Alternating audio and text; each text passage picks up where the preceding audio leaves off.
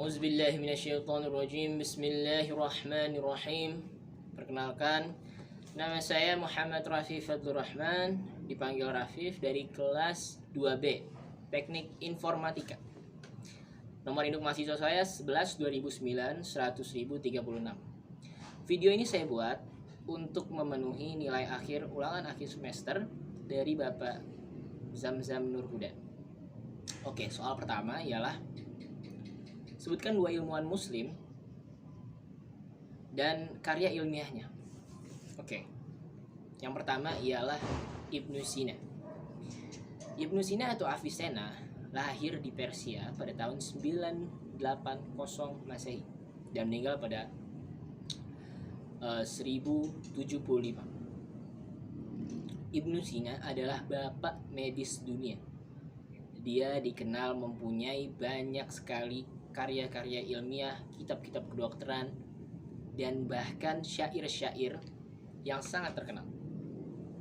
Ibnu Sina atau Avicenna juga menerjemahkan dari bahasa-bahasa Latin atau bahasa Yunani, diterjemahkan ke dalam bahasa-bahasa Arab, lalu diimplementasikan ke dalam dunia kedokteran. Ibnu Sina juga salah satu ilmuwan yang menjadi bapak bedah dunia karena metode catgut-nya, bukan catgut, maksudnya menjahit dengan usus dari binatang seperti kelinci dan sebagainya. Dan itu membuat namanya cukup terkenal seantero dunia. Lalu yang kedua ada Al-Khwarizmi. Al-Khwarizmi lagi-lagi lahir di Persia karena Persia itu sangat luas pada waktu itu dan sangat sophisticated, sangat canggih, sehingga banyak orang-orang berilmu yang ada di situ. Al-Khwarizmi adalah bapak algoritma, bapak matematika, dan dia juga menguasai ilmu astronomi dan juga ilmu filsafat. Oh ya, yang tadi untuk Ibnu Sina, salah satu karya ilmiahnya adalah Qanon al-Tib, An-Najah, dan Asy-Syifa. Itu adalah buku-buku kedokteran yang sampai sekarang masih dipakai untuk tahapan untuk belajar di kedokteran di seluruh dunia. Lalu yang Al-Khwarizmi, dia terkenal sebagai bapak algoritma dan bapak matematika karena dialah yang menciptakan sistem penomoran seperti sekarang yang 0, 1, 2, 3. Karena sebelumnya di angka Romawi itu sangat rumit, sangat complicated dan tidak efisien karena penggunaannya yang ribet, seperti misalkan XV II berapa gitu kan, itu untuk penyembelihan di atas ribuan, apalagi jutaan, maka sangat angkanya sangat banyak dan tidak relevan untuk dipakai, tidak cepat penghitungannya, jadi lambat. Al-Khwarizmi ini dia menerjemahkan dari angka-angka Hindu atau angka dari India pada saat itu, digabungkan dengan angka Arab dan dijadikanlah angka seperti sekarang, yang dijadikan pedoman angka Latin seperti sekarang. Itu Al-Khwarizmi. Salah satu bukunya ialah kitabnya, dan dia juga mempunyai banyak sekali pemikiran-pemikiran syair-syair yang sangat terkenal di seluruh dunia. Itu untuk soal nomor 1. Oke, sekarang nomor 2. Jadi pertanyaan di sini adalah sebutkan 2 ayat kauniyah dan jelaskan. Jadi kita harus tahu dulu definisi ayat kauniyah. Jadi apa sih ayat kauniyah itu? Ayat kauniyah adalah ayat-ayat yang ada di Al-Quran yang Allah gunakan untuk menjelaskan kekuasaannya, keesaannya, kebesarannya, sehingga kita dapat mengagumi Allah. Jadi ayat-ayat kauniyah ini sangat identik atau sangat erat kaitannya dengan bukti-bukti saintifik atau bukti-bukti ilmiah yang ada. Itu untuk ayat-ayat kauniyah.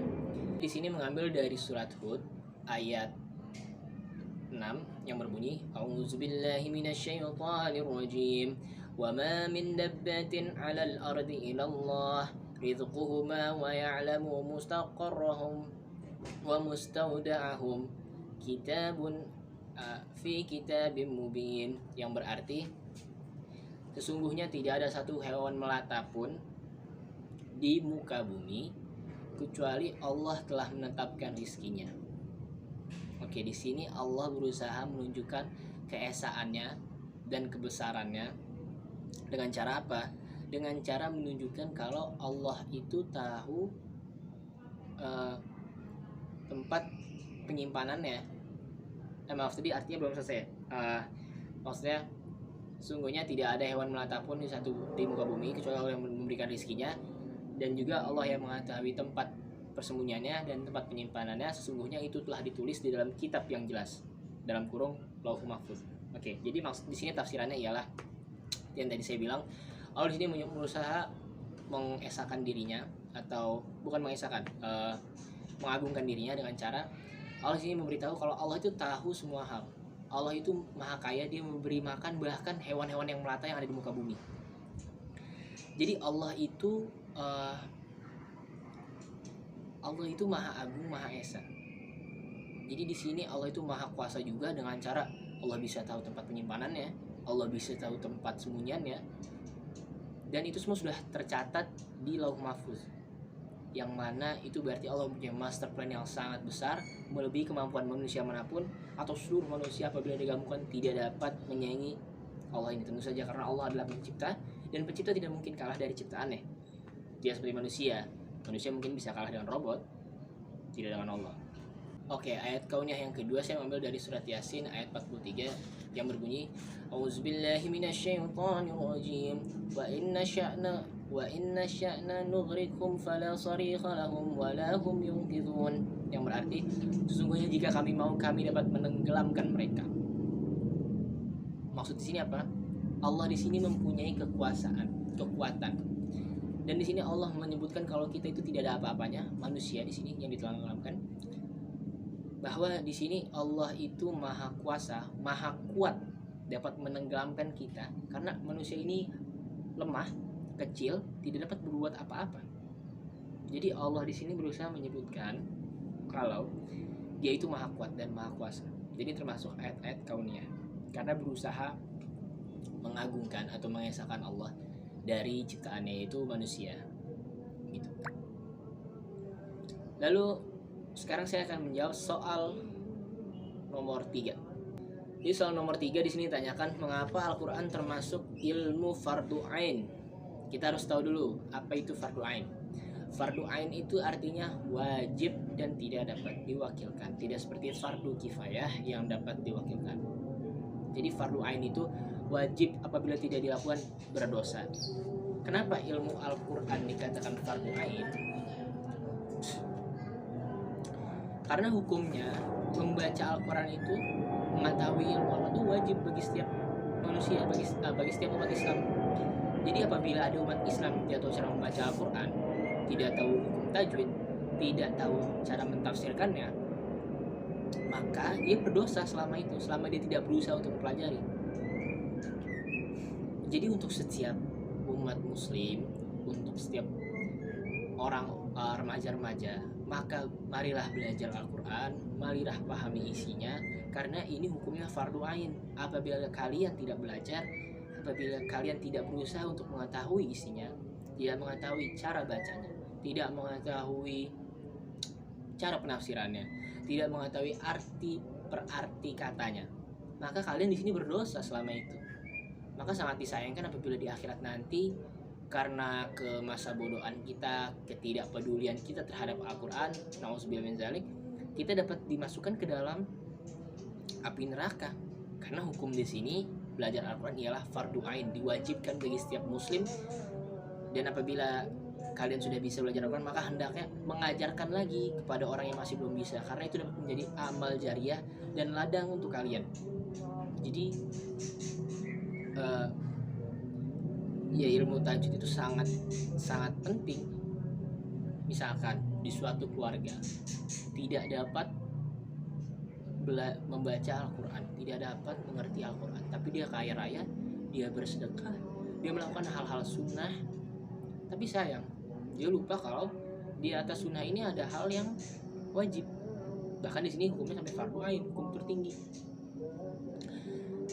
Maka keluarga ini berdosa. Keluarga ini na'udzubillah jangan sampai bisa saja dimasukkan ke dalam neraka.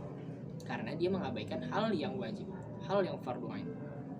Karena hukumnya wajib, tidak peduli Anda kaya, tidak peduli Anda miskin, tidak peduli Anda bodoh, Anda pintar, Anda orang Indonesia, Anda orang Eropa, atau Anda orang Arab sekalipun, Anda harus tetap mempelajari Al-Quran, mencari tahu isinya, mencari tahu maknanya. Jangan asal membaca, pahami isinya. Seperti kata salah satu bapak pendiri negara kita, Bung Hatta, beliau pernah berkata, membaca tanpa memahami seperti makan tanpa seperti menelan tanpa mengunyah. Maksudnya apa? Apabila kita hanya membaca saja, kita tidak kritis, maka ya kita tidak dapat apa-apa dari bacaan itu, hanya dapat lelahnya saja. Membaca Al-Quran capek, kering, suara-suara ngorokan, tapi ya kita tidak dapat faedahnya gitu, karena kita tidak menggali isinya, tidak menggali maknanya, yang mana itu justru fardu ain. Cara ilmu Al-Quran itu fardu ain, artinya wajib kita paham, kita mengerti, dan kita mengamalkan apa isi dari Al-Quran itu. Itu saja. Lalu saya akan menjawab soal nomor 4. Saya di sini sudah memilih tema, maka saya di sini memilih kegiatan-kegiatan ilmiah dalam mengembangkan dalam perkembangan agama Islam. Jadi kegiatan ilmiah yang dapat mengembangkan agama Islam, atau kajian-kajian ilmiah yang dapat berkembangnya agama Islam. Itu yang saya tangkap. Jadi ini opini saya pribadi, maaf kalau menyinggung orang atau gimana. Ini murni dari saya. Jadi begini, Islam tersebar di Nusantara, Islam tersebar di Eropa berbeda. Mengapa berbeda? Orang Nusantara karena mungkin pengetahuannya yang agak kurang dibanding orang Eropa, orangnya kurang kritis. Jadi saat Islam datang, seperti kita lihat, dakwah awal Islam itu hanya mengakulturasi budaya, dan ya udah selama sopan diterima dengan baik. Sedangkan di Eropa ini kenapa agak sulit berkembang? Karena mereka kritis, mereka tidak langsung percaya. Apabila Al-Quran bilang A, mereka tidak langsung mengatakan ya benar A, tapi mereka kritisi dulu. Mereka lihat dulu apakah ini benar atau tidak, apakah ini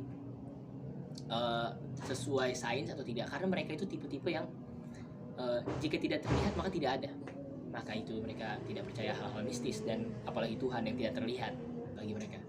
Namun setelah mungkin beberapa dari mereka setelah mengkaji ayat-ayat Al-Quran yang mana itu sangat saintifik, sangat ilmiah, mereka langsung percaya dan langsung ingin masuk Islam. Bahkan setelah masuk Islam mereka akan sangat benar-benar dan melebihi orang-orang yang ada di Nusantara ini, mohon maaf. Namun kebanyakan seperti itu. Karena mu'alaf ini, karena beda, mereka mu'alaf karena mengkaji, sedangkan kita Islam karena keturunan. Kebanyakan dari kita Islam hanya sekedar Islam hanya berpuasa, Islam hanya berzakat, Islam hanya haji, tapi Islam tidak tahu makna Al-Quran. Islam tidak tahu